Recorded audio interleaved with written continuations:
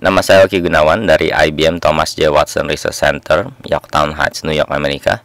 Saya akan mempresentasikan webinar yang judulnya Revolusi Teknologi Mikroelektronika dan Komputer Dulu, Kini, dan Akan Datang.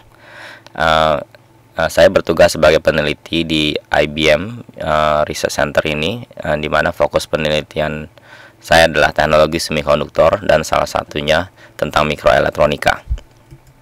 Kalau kita lihat ke halaman selanjutnya, objektif dari presentasi ini adalah untuk memberikan perkenalan atau introduksi tentang teknologi mikroelektronika dan komputer, dan juga saya akan menjelaskan apa itu konsep dasar teknologi komputer atau mikroelektronika ini, dan juga untuk meningkatkan minat dan wawasan bagi para audiens atau pemirsa.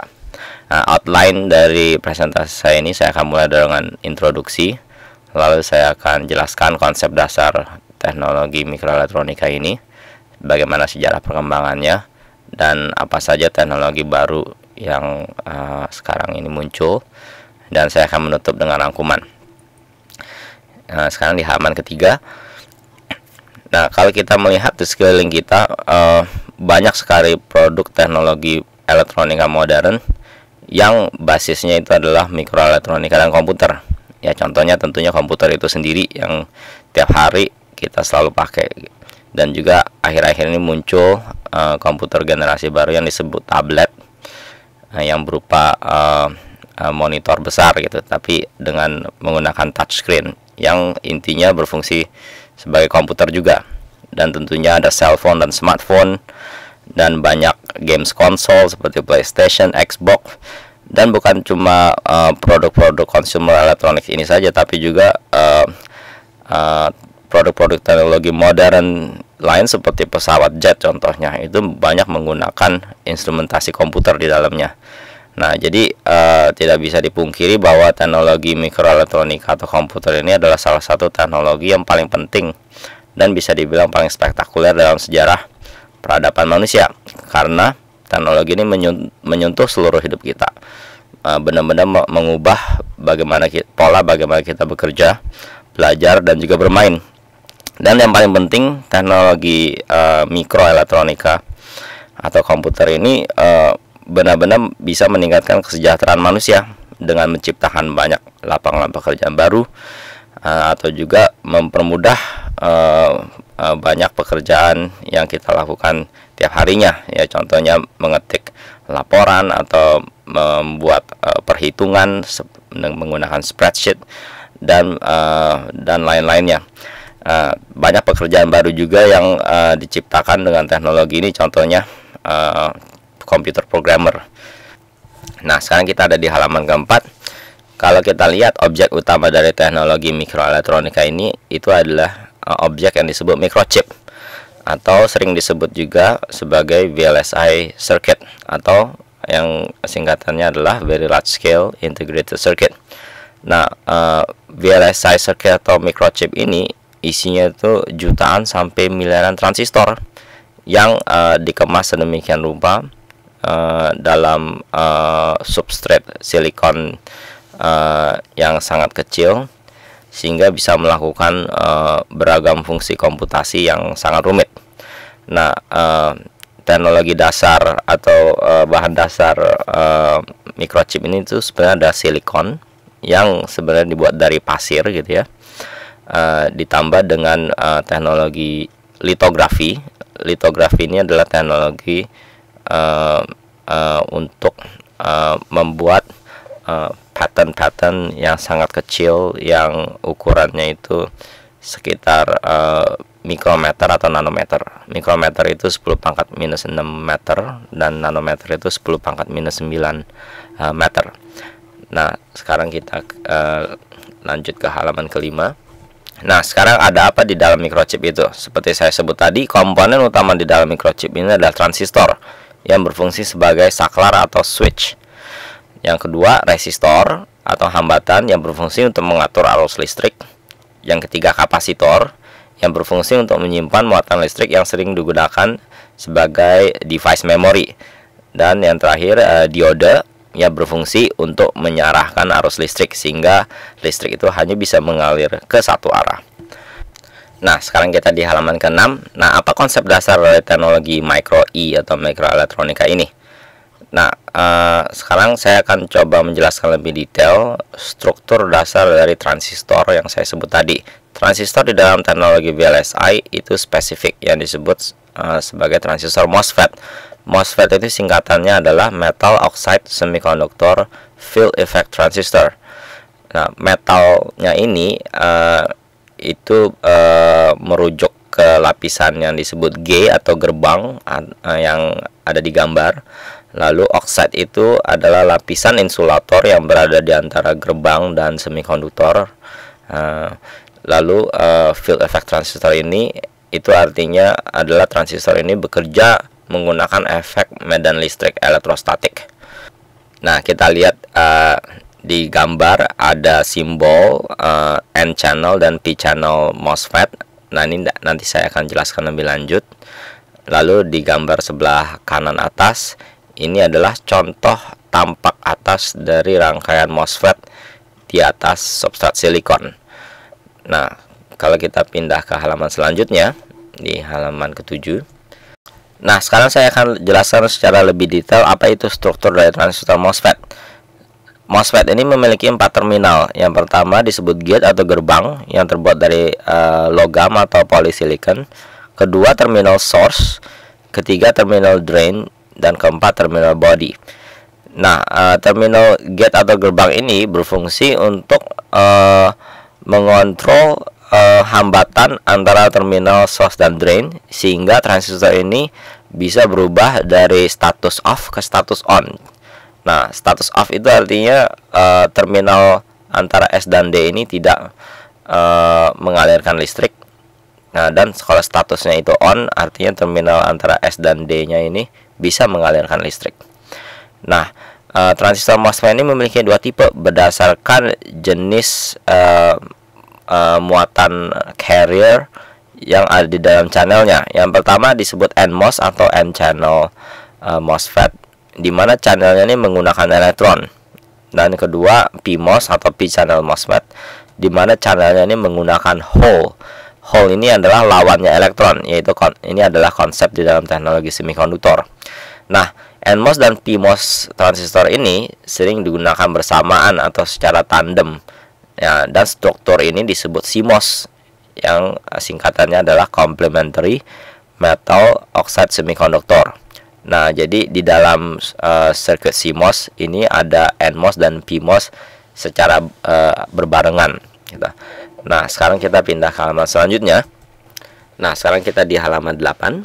Nah, bagaimana prinsip kerja transistor ini? Seperti saya sebut sebelumnya, transistor bekerja berdasarkan efek elektrostatik, yaitu efek interaksi antara muatan listrik dengan medan listrik. Seperti kita ketahui dari pelajaran fisika, kalau elektron yang bermuatan negatif berada di dalam medan listrik, elektron itu akan tertarik menuju ke muatan positif, gitu ya, karena muatan yang berlawanan tarik-menarik. Nah, sekarang prinsip kerja transistor ini akan didemonstrasikan secara sederhana oleh anak saya, Kesia Gunawan, yang umurnya masih 3 tahun. Nah, seperti bisa dilihat di sini, kalau saya dekatkan balon yang bermuatan listrik ke atas rambutnya Kesia, rambutnya akan tertarik ke atas. Nah, hal ini terjadi karena di sini balonnya saya gesekkan dulu sehingga dia itu bermuatan negatif. Nah, lalu terjadi medan listrik di atas rambutnya Kesia sehingga rambutnya Kesia tertarik. Nah, sekarang ini efek ini yang digunakan untuk mengontrol off state atau on state-nya transistor. Nah, sekarang kita pindah ke halaman selanjutnya, halaman 9. Nah, efek inilah yang menjadi basis dari basic transistor action. Nah, di dalam off state itu tidak ada medan listrik di dalam transistor. Jadi untuk sebagai demonstrasinya tadi, tidak ada medan listrik di atas rambutnya Kesia sehingga rambutnya tidak tertarik. Nah, di dalam transistor ini terjadi kalau misalkan tegangan di atas gerbangnya itu sama dengan 0. Jadi tidak ada medan listrik di dalam dieelektrik, sehingga juga tidak ada muatan listrik di dalam channel tidak ada arus listrik yang mengalir sehingga transistor yang menjadi off. Nah, sekarang di halaman selanjutnya, di halaman 10. Nah, di dalam on-state transistor kita memiliki medan listrik. Seperti kita lihat di demonstrasi Kesia, ada medan listrik di atas rambutnya sehingga rambutnya tertarik ke atas. Nah, di dalam transistor ini terjadi kalau kita memberikan tegangan positif di atas gate atau gerbang transistor ini, sehingga terjadi medan listrik di dalam lapisan dielektrik, lalu terinduksi muatan listrik, dalam hal ini elektron di dalam channel semikonduktor, dan sehingga resistansi atau hambatan dari terminal source dan drain ini menjadi lebih kecil sehingga ada arus listrik yang mengalir. Nah, di sini terjadilah yang disebut on-state transistor, di mana transistor ini bisa mengalir. Nah, jadi inti konsepnya dengan menggunakan atau mengontrol tegangan dari gerbang atau gate ini dari 0 ke 5 volt, kita bisa mengontrol state dari transistor ini dari off ke on. Nah, ini adalah fungsi paling sederhana atau paling basic dari transistor ini, yaitu sebagai saklar. Nah, sekarang kita pindah ke halaman selanjutnya. Di halaman 11, dengan menggunakan fungsi transistor yang sangat sederhana ini ya sebagai saklar, kita bisa membangun rangkaian yang lebih kompleks yang disebut rangkaian gerbang logika atau logic gates. Nah, seperti yang diilustrasikan di sini, ada rangkaian NAND gate atau NOT N, lalu ada rangkaian NOR gate atau NOT OR, dan juga ada beragam gerbang logika lainnya seperti AND, OR, dan inverter. Nah, contoh dari fungsi NAND gate atau NOT N ini diilustrasikan di truth table di sebelah kanan atas. Jadi contohnya kalau inputnya itu 0 dan 0 juga, maka hasilnya atau C-nya itu adalah 1, karena 0 dan 0 itu sebenarnya adalah 0, tapi karena gerbangnya itu adalah NOT N, maka NOT 0 itu adalah 1 gitu. Nah, dan selanjutnya, nah jadi ini adalah contoh truth table dari NAND gate.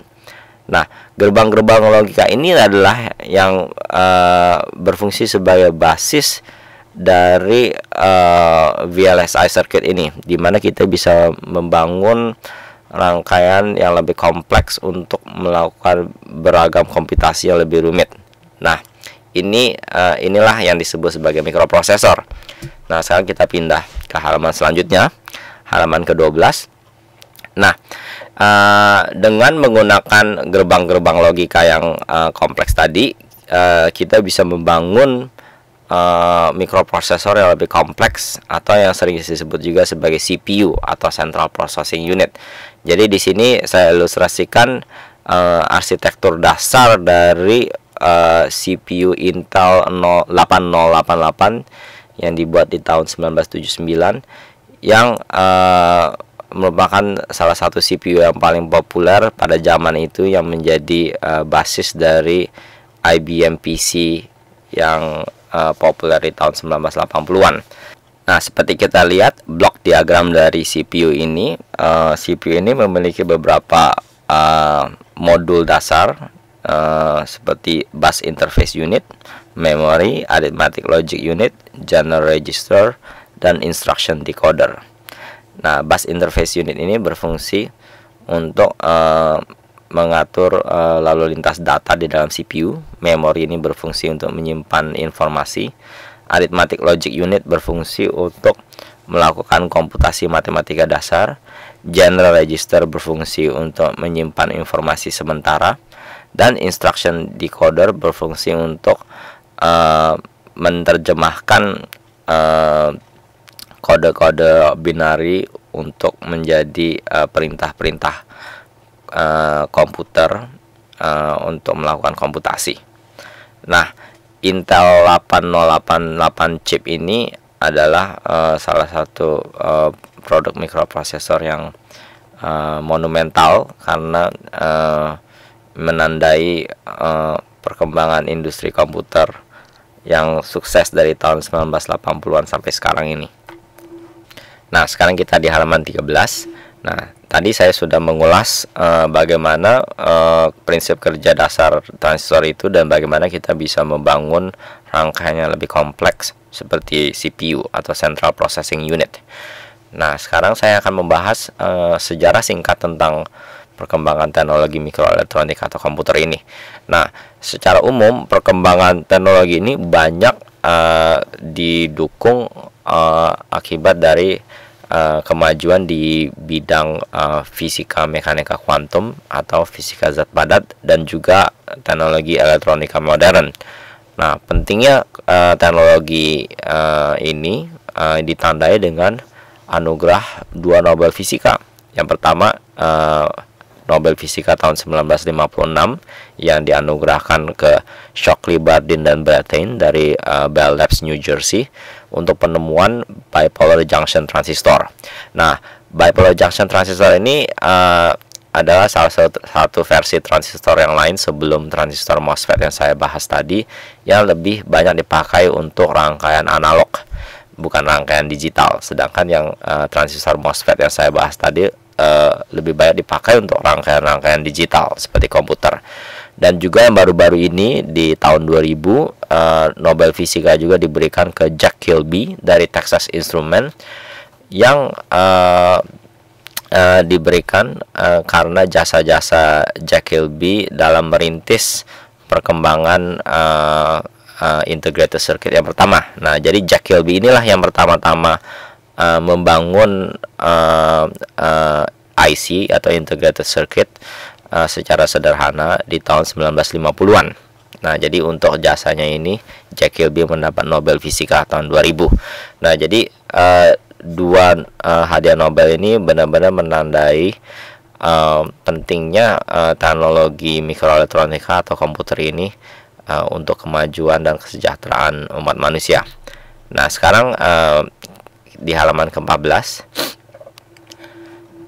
Nah, sekarang bagaimana komputer itu bisa menjadi sangat hebatnya seperti yang kita lihat sekarang ini.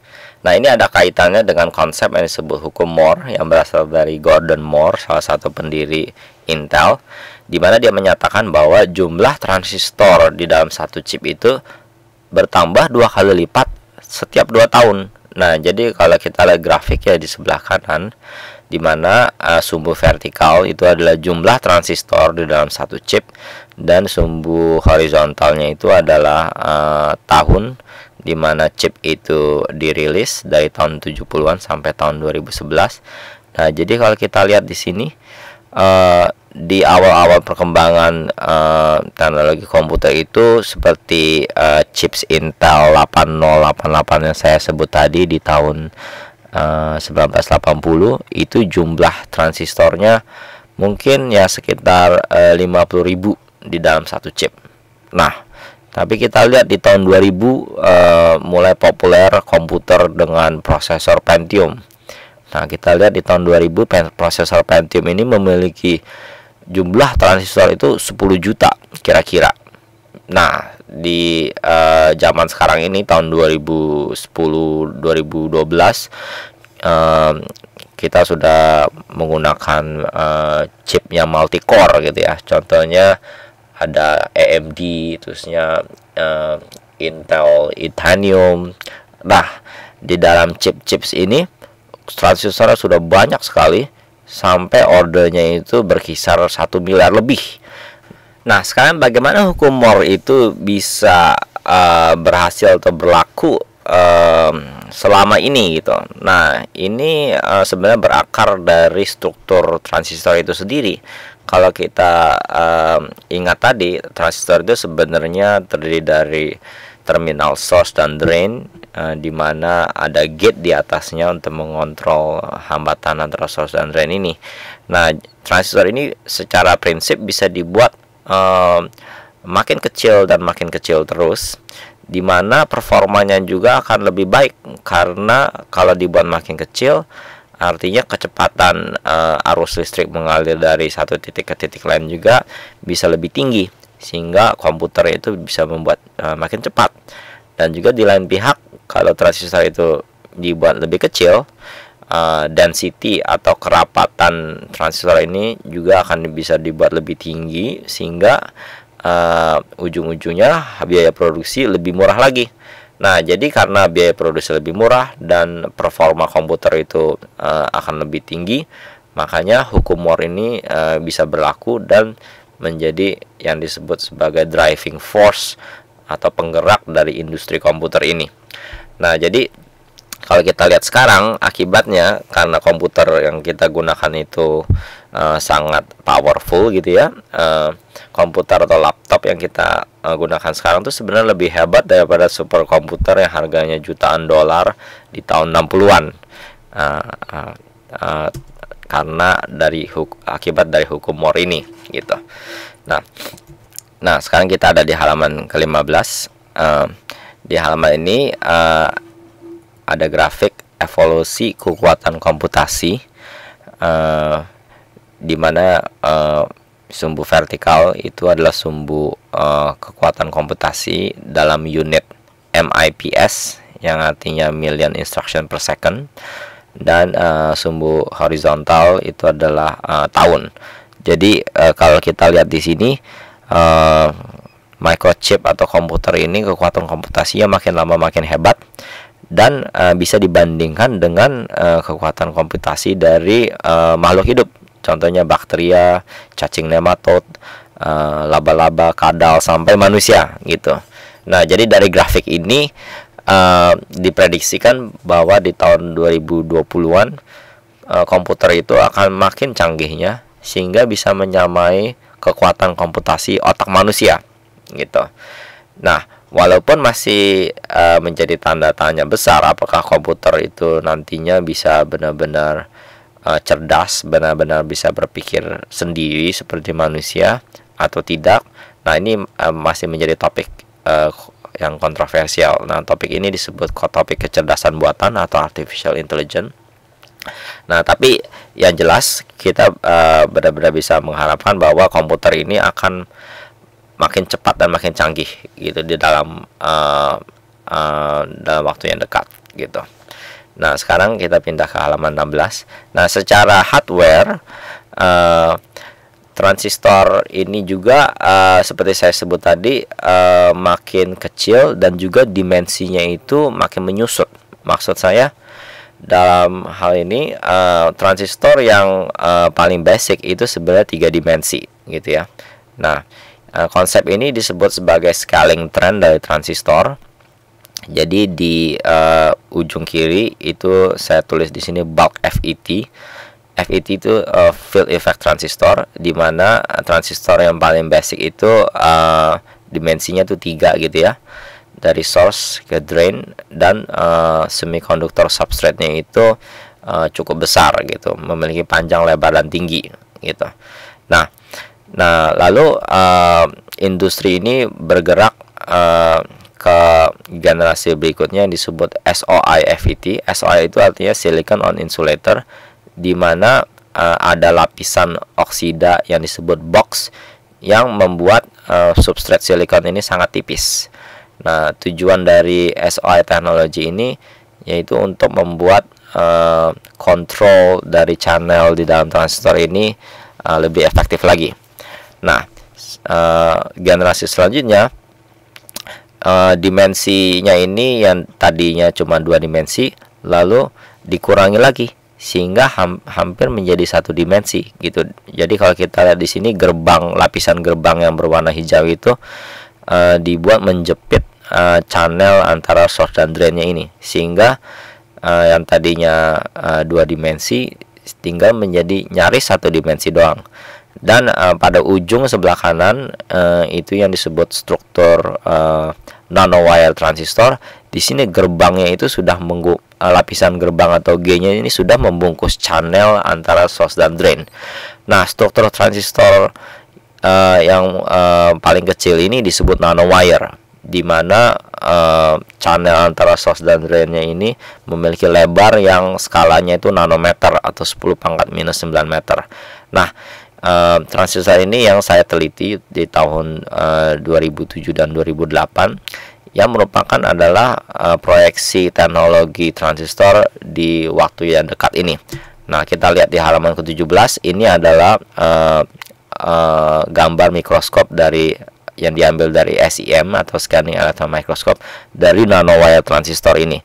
Yang di sebelah kiri bawah itu tampak samping, dan yang di sebelah kanan bawah itu adalah cross section dari transistor ini. Dan kalau kita lihat di lingkaran merah itu ada transistor channel yang lebarnya cuma 20 nanometer atau 1000 kali lebih kecil daripada diameter rambut kita gitu. Nah, ini benar-benar adalah teknologi transistor yang sangat kecil dan juga menjadi basis dari generasi baru teknologi CMOS dalam waktu dekat ini. Nah, sekarang kita ada di halaman 18.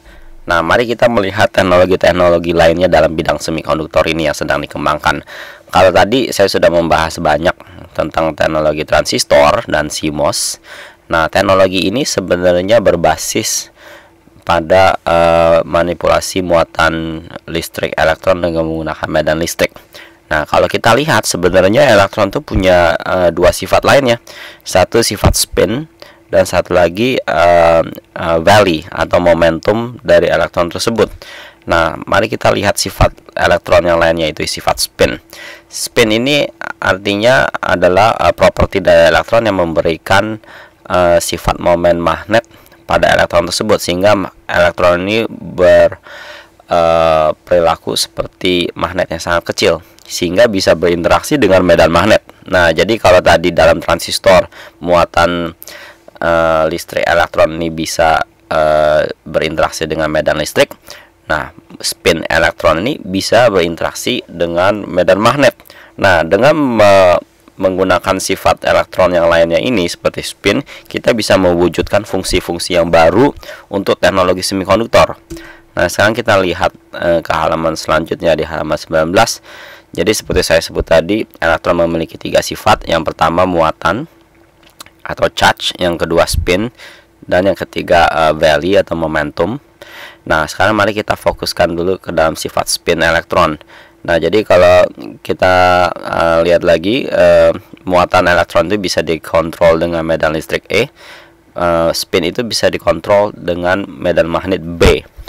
Nah, teknologi yang menggunakan sifat spin elektron ini disebut teknologi spintronika, yang sebenarnya sudah kita gunakan hampir tiap hari di saat kita menggunakan komputer. Nah, coba kita lanjut ke halaman berikutnya, halaman 20. Nah, teknologi spintronika ini sudah diterapkan di dalam hard disk komputer kita dalam wujud device giant magnetoresistance. Nah, magnetoresistance itu adalah efek di mana resistansi atau hambatan material berubah berdasarkan medan magnet yang diterapkan dalam bahan tersebut. Nah, di sini disebut giant karena efek tersebut sangat besar. Nah, efek ini ditemukan oleh Albert Fred dari Prancis dan Peter Grunberg dari Jerman, dan karena sangat penting menghasilkan hadiah Nobel Fisika tahun 2007 bagi mereka. Nah, prinsip dasar dari device GMR ini berlandaskan pada efek yang disebut spin scattering effect, di mana kalau kita lihat skemanya di grafik kanan atas, dalam grafik ini digambarkan hubungan antara hambatan R dengan medan magnet B dari device GMR ini, di mana medan magnet B yang jumlahnya sebenarnya nggak terlalu besar bisa mengubah hambatan dari bahan tersebut cukup signifikan, sehingga dengan menggunakan efek ini kita bisa mendeteksi medan magnet yang sangat kecil yang berasal dari magnetisasi permukaan hard disk seperti terlihat di sebelah kiri gitu. Nah, jadi sensor ini sangat sensitif, sehingga akibatnya kapasitas informasi yang bisa direkam di dalam hard disk itu bisa dibuat sangat besar. Nah, device ini sangat penting, sehingga kalau kita lihat di halaman selanjutnya, di halaman 21, kalau kita lihat di zaman dulu waktu hard disk itu baru dikembangkan di tahun 50-an, kalian bisa lihat hard disk yang cuma 5 MB saja itu besar sekali, sebesar mesin cuci kalau kita lihat di gambar ini. Nah, sedangkan di zaman sekarang kita bisa lihat sendiri rata-rata kapasitas hard disk itu sudah ratusan gigabyte, bahkan sekarang itu sudah mencapai 1 atau 2 terabyte. Nah, 1 gigabyte itu 10 pangkat 9 byte, dan 1 terabyte itu 10 pangkat 12 byte. Nah, jadi berkat adanya sensor GMR dari teknologi Spintronica ini, kita bisa merekam informasi di dalam permukaan hard disk itu dengan ukuran yang sangat kecil, sehingga akibatnya kapasitas hard disk itu bisa sangat besar seperti yang kita rasakan ini. Tentunya dengan kapasitas hard disk yang sangat besar ini, kita bisa menyimpan beragam file multimedia seperti foto, video, dan macam-macam. Jadi teknologi Spintronica ini adalah basis kemajuan teknologi multimedia zaman sekarang. Nah, kita ada di halaman terakhir. Ya, saya harap dari presentasi ini kita bisa menarik beberapa pelajaran dan konsep penting. Sebagai rangkuman, pertama, transistor MOSFET atau Metal Oxide Semiconductor Field Effect Transistor ini adalah basis dari teknologi mikroelektronika atau komputer. Dan kedua, prinsip kerjanya sangat sederhana, yaitu saklar elektrostatik biasa yang bisa didemonstrasikan dengan percobaan sederhana balon dan rambut seperti yang saya sudah tunjukkan. Dan juga yang ketiga, MOSFET ini bisa dibuat sangat kecil dan sangat banyak, dan juga menjadi murah dan lebih hebat kemampuannya. Dan juga dalam waktu dekat di tahun 2020 dan selanjutnya, kekuatan komputasi komputer ini bisa menyamai kekuatan komputasi otak manusia. Walaupun apakah komputer ini bisa sama pintar dengan manusia, ini masih menjadi tanda tanya. Tapi yang jelas kita bisa mengharapkan kekuatan komputasi komputer yang jauh lebih hebat lagi. Dan terakhir, konsep lain yang tak kalah pentingnya, kita bisa memanfaatkan sifat-sifat elektron lainnya untuk mewujudkan teknologi baru.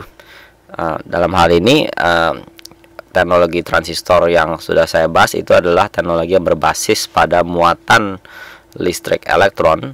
Nah, ada lagi sifat elektron yang lain, yaitu spin atau sifat magnetic moment dari elektron, yang bisa digunakan untuk mewujudkan teknologi baru yang disebut spintronika, yang sebenarnya sudah kita gunakan dalam hard disk komputer kita dalam wujud device GMR atau Giant Magnetoresistance. Sekian saja presentasi webinar dari saya. Semoga bisa membuka wawasan dan menumbuhkan minat lebih lanjut dalam teknologi semikonduktor dan mikroelektronika ini. Terima kasih.